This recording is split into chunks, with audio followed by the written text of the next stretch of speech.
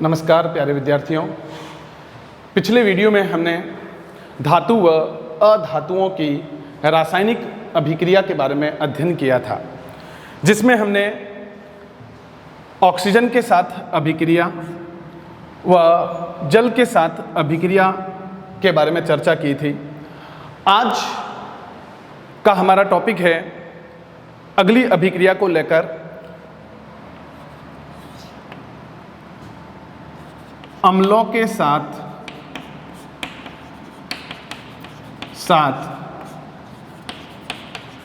अभिक्रिया। अम्लों के साथ अभिक्रिया। धातु व अधातु अम्लों के साथ किस प्रकार अभिक्रिया करते हैं? अमूमन अधातु अम्लों के साथ अभिक्रिया नहीं करते हैं, परंतु धातु जो है वो अम्लों के साथ अभिक्रिया करके एक धात्विक लवण व हाइड्रोजन गैस को उत्पन्न करते हैं।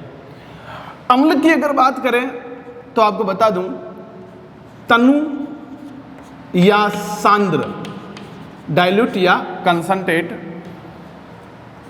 हाइड्रोक्लोरिक अम्ल या सल्फ्यूरिक अम्ल H2SO4 या HNO3 नाइट्रिक अम्ल। इसके अलावा और भी कई सारे अम्ल ले सकते हैं। इन अम्लों के साथ में धातु क्रिया करके धात्विक लवण व हाइड्रोजन गैस को उत्पन्न करते हैं।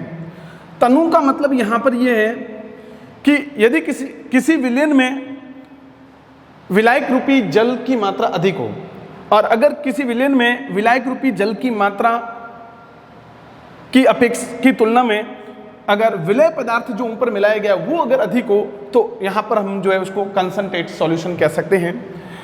जैसे इसको अपन उदाहरण से समझेंगे, एग्जाम्पल लेते हैं।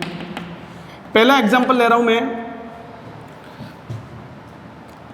मैग्नीशियम रिबिन या मैग्नीशियम की जब तनु HCl हाइड्रोक्लोरिक अम्ल की उपस्थिति में जब इसकी अभिक्रिया करवाई जाती हैं और गर्म करने पर इसको जब गर्म करते हैं इसको तो यहाँ पर एक मैग्नीशियम क्लोराइड का धात्विक लवण बनता है और साथ में हाइड्रोजन गैस जो है वो पॉप ध्वनि के साथ उत्पन्न होती है। ध्यान दें, हाइड्रोजन जो है यहाँ पर एक पॉप ध्वनि के साथ जो है वो उत्पन्न होती हैं।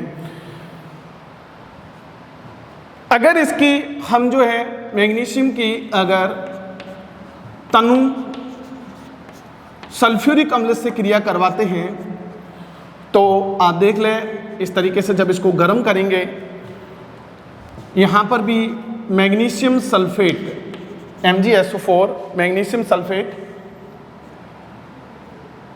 प्लस हाइड्रोजन गैस जो है वो मुक्त होती है पॉप ध्वनि के साथ। इस प्रकार कई सारी हम अभिक्रियाएं देख सकते हैं। यहां मेन चीज ये देखना है कि जो हाइड्रोजन गैस है वो पॉप ध्वनि के साथ उत्पन्न होती है। एक उदाहरण और देखते हैं, जैसे एल्यूमिनियम पन्नी की अगर तनु HCl की उपस्थिति में अभिक्रिया करवाई जाती है तो आप देख लें, इस तरीके से जब इसको गर्म करते हैं तो यहाँ पर एल्यूमिनियम क्लोराइड बनता है और साथ में हाइड्रोजन गैस जो है वो मुक्त होती है। अभिक्रियाओं को संतुलित करेंगे, देख लें, यहाँ मैग्नीशियम 1 है, यहाँ 1 है, क्लोरीन यहाँ देखो 1 है, यहाँ 2 है, इसके आगे लगा दे आप 2। अब हाइड्रोजन देखो यहाँ 2 है, यहाँ हाइड्रोजन 2 हो गए, अभिक्रिया संतुलित हो गई है। दोनों और तत्वों के परमाणुओं की संख्या बराबर है। यहाँ पर भी देख ले, मैग्नीशियम 1 है, सल्फेट यहाँ पूरा 1 है, हाइड्रोजन 2 है, यहाँ हाइड्रोजन 2 है। ऑलरेडी जो है अभिक्रिया पूरी तरह से संतुलित है। यहाँ देखें, एल्यूमिनियम 1 है, क्लोरीन यहाँ देखो, यहाँ क्लोरीन 3 है, इसका मतलब इसके आगे आप लगा दें 2 तो ये हो जाएगा क्लोरीन 6। अब यहाँ लगा दे आप 6। हाइड्रोजन यहाँ देखो, यहाँ एल्यूमिनियम 2 हो गया, इसके आगे 2 लगा दो, हाइड्रोजन यहाँ 6 है तो इसके आगे आप लगा दें 3। इस तरीके से जो है दोनों तत्वों के परमाणुओं की संख्या क्या है, बराबर होती है। नेक्स्ट अपन अभिक्रिया लेते हैं क्षारों के साथ।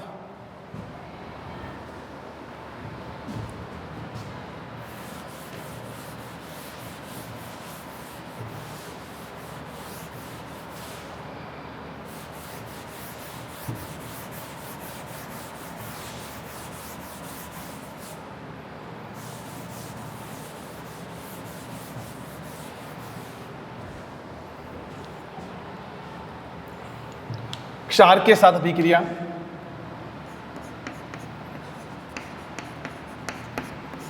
क्षारों के साथ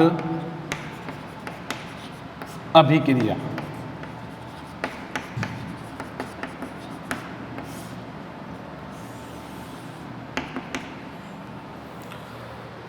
धातु व अधातु क्षारों के साथ अभिक्रिया करके जटिल यौगिक बनाते हैं और साथ में हाइड्रोजन गैस को भी मुक्त करते हैं।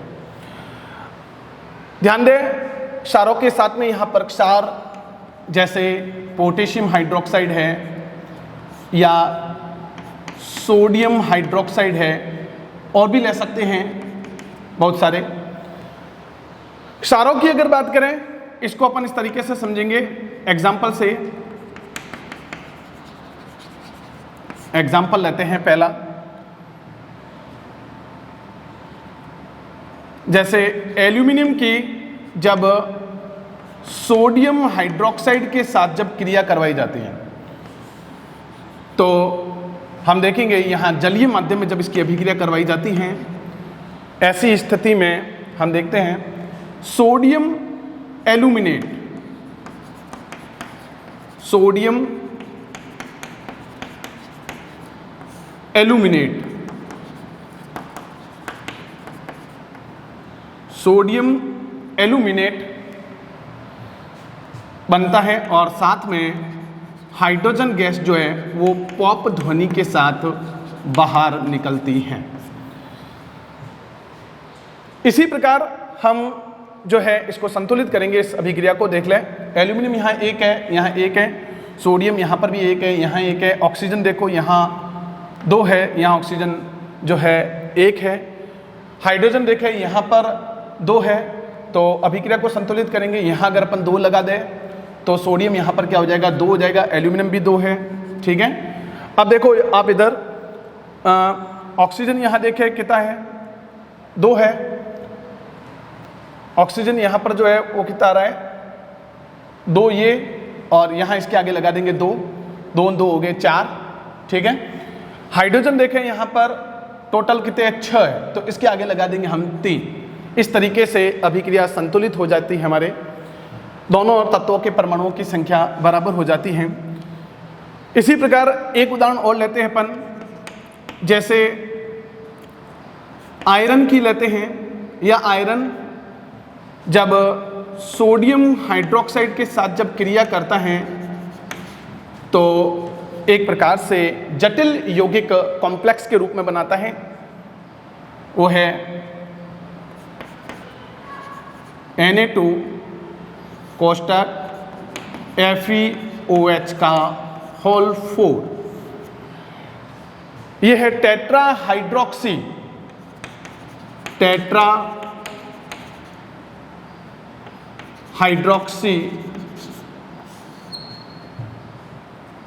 Ferret sodium. Tetra hydroxy ferrate sodium बनाता है और साथ में हाइड्रोजन गैस जो है वो पॉप ध्वनि के साथ बाहर निकलती है। मेन चीज हमें यही देखना है और कुछ नहीं, कि भैया जो है हाइड्रोजन यहाँ पर जो है धातु हो, ठीक है ना। विशेष रूप से देखा जाए क्षारों के साथ में और अम्लों के साथ में क्रिया करके हाइड्रोजन गैस मुक्त करते हैं पॉप ध्वनि के साथ, ठीक है। इस अभिक्रिया को संतुलित करेंगे, इसके आगे 2 लगा देंगे, सोडियम 2 है, आयरन यहाँ पर 1 है, हाइड्रोक्सी ग्रुप यहाँ कितना है 2 ये रहे, ऑक्सीजन 4, हाइड्रोजन यहाँ पर जो है इसके आगे लगा देंगे 2, तो 1 मिनट सॉरी, यहाँ 2 है, 2 4 हो गए। ऑक्सीजन देखो यहाँ पर कितने हैं, 2 ये है, 2 एक मिनट, आयरन देखें यहाँ पर 1 है, सोडियम यहाँ पर कितना है 2 है, ऑक्सीजन यहाँ देखें, ऑक्सीजन यहाँ पर 2 है, 2 और यहाँ पर कितने हैं 2 लगा देंगे आगे तो ये हो जाएगा 4, ठीक है, ऑक्सीजन भी। हाइड्रोजन यहाँ देखें आप 4 और 2, तो यहाँ पर कितना लगाओगे आप, इसके आगे लगा दो 2, यानी टोटल हो गए हाइड्रोजन देख लें यहाँ पर 2 और टोटल कितने हैं 6, यहाँ पर भी हाइड्रोजन कितने हैं 6। इस तरीके से अभिक्रिया को हम जो है संतुलित करेंगे। नेक्स्ट अपन बात करते हैं विस्थापन अभिक्रिया।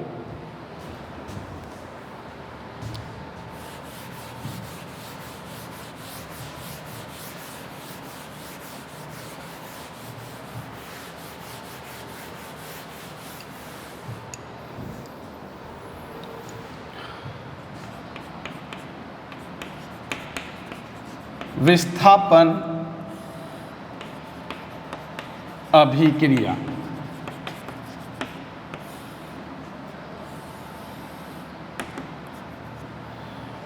ऐसी अभिक्रिया, ऐसी रासायनिक अभिक्रिया जिसमें अधिक क्रियाशील धातु कम क्रियाशील धातु को उसके ही यौगिक के जलीय विलयन से हटाता है या विस्थापित करता है, उसे विस्थापन अभिक्रिया कहेंगे। यह एक रासायनिक अभिक्रिया है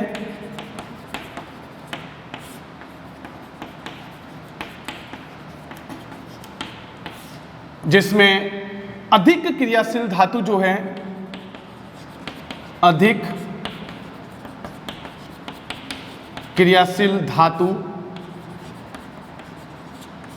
कम क्रियाशील धातु को, कम क्रियाशील धातु को विस्थापित करता है। यहां पर ध्यान दें, इसका विस्थापन करेगा ये। अधिक क्रियाशील धातु जो है वो कम क्रियाशील धातु को विस्थापित करता है। इसका उदाहरण देखेंगे, एग्जाम्पल देख लें। एग्जाम्पल देखें, जैसे हमने copper sulphate CuSO4, copper sulphate के अंदर नीले रंग का विलयन है और इसके अंदर हमने जिंक छीलन डाल दी, तो आप देखोगे अधिक क्रियाशील धातु जो है वो कम क्रियाशील धातु को विस्थापित कर देता है। ये जो है ये इस तरीके से इसको विस्थापित कर देगा। तो आप देख लें, इस तरीके से जिंक सल्फेट का रंगहीन विलयन प्राप्त हो जाएगा और साथ में जो है कॉपर जो है वो एक लाल चूर्ण के रूप में बीकर में इकट्ठा हो जाएगा। इसको इस तरीके से समझ सकते हैं, जैसे हमने एक बीकर लिया और इस बीकर में हमने जल भर दिया,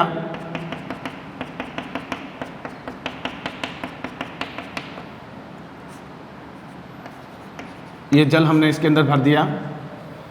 अब हम क्या करते हैं, कॉपर सल्फेट के नीले क्रिस्टल, कॉपर सल्फेट के जो क्रिस्टल है वो इसके अंदर डालते हैं, जिससे अंदर की तरफ जो है वह कॉपर सल्फेट का नीला विलयन बनता है। अब हम इसके अंदर जो है जिंक के टुकड़े, जिंक के टुकड़े डालेंगे इसके अंदर, तो आप देखोगे कि जिंक जो है वो कॉपर सल्फेट में कॉपर का विस्थापन कर देता है और पूरे नीले विलयन को क्या कर देता है, गायब कर देता है, जिससे विलयन क्या हो जाता है, रंगहीन हो जाता है और कॉपर जो है वो नीचे की तरफ पेंदे पर यहाँ पर जो है एक लाल चूर्ण के रूप में यहाँ इकट्ठी हो जाती है। कॉपर जो है वो एक लाल चूर्ण के रूप में जो है यहाँ पर एकत्रित हो जाती है। तो ये थोड़ा सा ध्यान दें आप इसको अच्छी तरीके से। ऐसा ही हम एक एग्जाम्पल और लेते हैं, जैसे ये पहला एग्जाम्पल है, दूसरा एग्जाम्पल एक और लेते हैं। कॉपर सल्फेट के नीले विलयन में हम अगर आयरन डालते हैं तो आयरन भी क्या करेगा, अधिक क्रियाशील धातु है, कम क्रियाशील धातु को विस्थापित कर देता है। तो यहां पर भी देख ले आप, फेरस सल्फेट बनेगा और साथ में जो है कॉपर मुक्त हो जाएगी, ठीक है ना। तो ये एक प्रकार से दोनों ही अभिक्रिया जो है वो विस्थापन अभिक्रियाएं हैं, ठीक है ना। कुछ अभिक्रिया हम ऐसे लेते हैं जो धातुओं के अंदर ही होती है परंतु वो विस्थापन अभिक्रियाएं नहीं दर्शाते हैं। जैसे यहां पर जो है ये टर्म्स आपको ये ध्यान रखना है कि अधिक क्रियाशील धातु ही कम क्रियाशील धातु को विस्थापित करता है। कम क्रियाशील धातु कभी भी अधिक क्रियाशील धातु को विस्थापित नहीं करेगा। इसका हम एग्जांपल देखते हैं। जैसे एक तीसरा उदाहरण और लेते हैं, इसकी उल्टी अभिक्रिया देख लेते हैं। जिंक सल्फेट की अगर हम कॉपर के साथ अभिक्रिया देखते हैं तो यह अभिक्रिया कभी भी नहीं होती, अभिक्रिया नहीं होगी, कभी भी अभिक्रिया नहीं होगी। ध्यान देना, कभी भी अभिक्रिया नहीं होगी, ये ध्यान दें, क्योंकि यहां कम क्रियाशील धातु है जो कभी भी अधिक क्रियाशील धातु को विस्थापित नहीं करेगा, ठीक है ना। तो इस तरीके से ये दोनों ही अभिक्रिया विस्थापन है लेकिन ये विस्थापन अभिक्रिया नहीं है, ठीक है। नेक्स्ट अपन बात करते हैं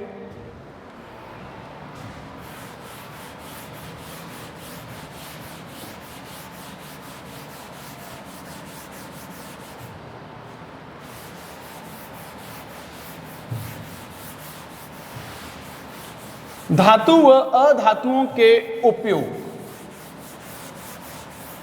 धातु व अधातुओं के उपयोग।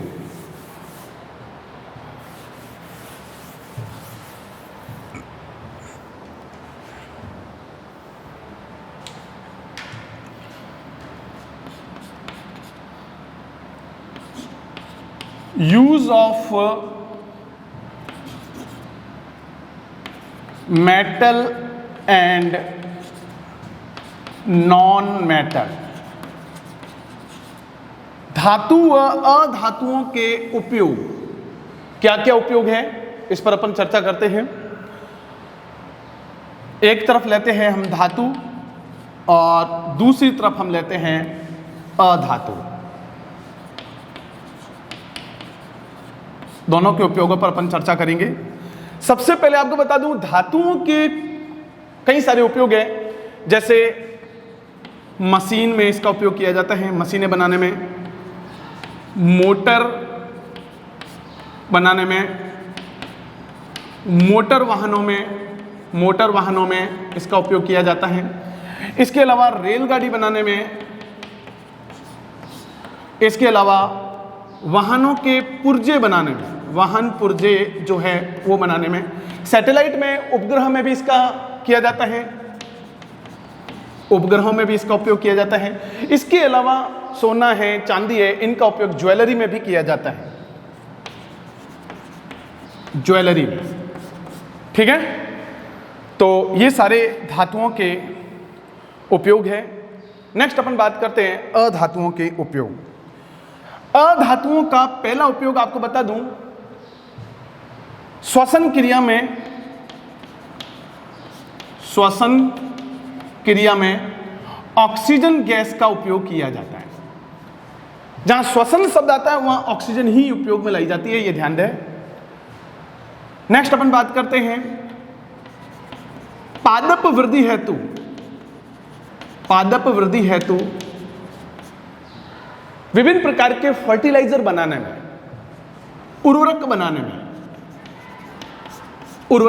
बनाने में भी इसका उपयोग किया जाता है। इसके अलावा नेक्स्ट अपन बात करते हैं तीसरा देखें, वाटर प्योरिफिकेशन, जल शुद्धिकरण में, जल शुद्धिकरण, वाटर प्योरिफिकेशन, जल शुद्धिकरण में भी इसका उपयोग किया जाता है। नेक्स्ट अपन बात करते हैं नंबर 4 पर विभिन्न प्रकार की एंटीबायोटिक दवाई बनाने में, एंटीबायोटिक्स जो दवाइयां हैं उनको बनाने में, जो घाव धोने में काम आती है। ध्यान दें, घाव धोने में इसका क्या किया जाता है, उपयोग किया जाता है। नेक्स्ट अपन बात करते हैं नंबर 5 पर, अगला एक और उपयोग देख लेते हैं। कई सारे विस्फोटक पदार्थ जैसे पटाखे वगैरह जो है, पटाखे बनाने में भी इसका उपयोग किया जाता है। तो ये थोड़ा सा आप ध्यान दें, पटाखे बनाने में भी इसका उपयोग किया जाता है। ठीक है ना, ये सारे इसके उपयोग हैं। धन्यवाद।